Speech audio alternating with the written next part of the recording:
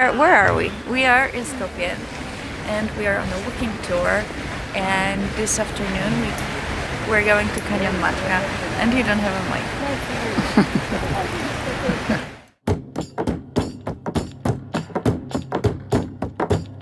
Winterland, tell me all your secrets. Fill me in on your wildest moments. Colored trees, your yellow leaves move me. Dancing roofs, your painted red shakes the room. When I get there, I'll let my feet roam. When I get there, I'll break. In Skopje we took a walking tour, as we do, because we love walking tours. In 2-3 hours you can learn pretty much everything about a city. The tour guide would tell you all the interesting stories that you can't find on Wikipedia, and also show you the best places where to eat, what to do, and all the fun stuff. That's why we always do that in every capital.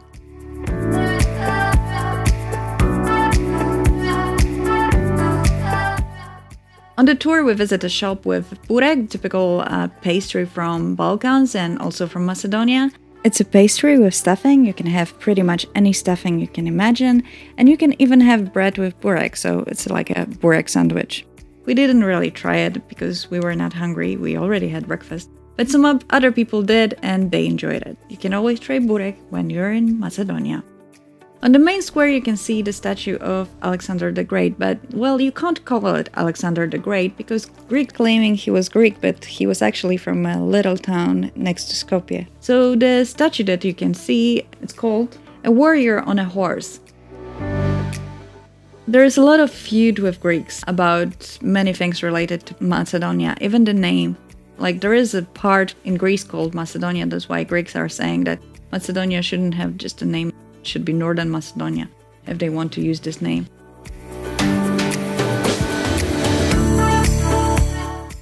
There are 2 flags in Macedonia, one that is recognized internationally and one that they had to change in the past because of Greek pressure, but they still use it locally. Some of you might know that Mother Teresa was from Skopje. Her family was Albanian, but she was born and she grew up in Skopje, where she also found her calling, and then she moved to India. So you can find a lot of information about her in this region, and people are very, very proud of it. And this is Leo, our brand new friend. We met him on the walking tour. He's a proper world traveler. He's been to over 100 countries and he has been on every continent. And when we met him, he was finishing his Silk Road tour. So we gave him a lift to Canyon Matka, where we were going to visit. There are underwater caves. The exact depth of the cave is unknown. Some speculate that it could be the deepest in the world. It's an incredible treat for professional divers. It's a very interesting place to visit. Here is Canyon Matka.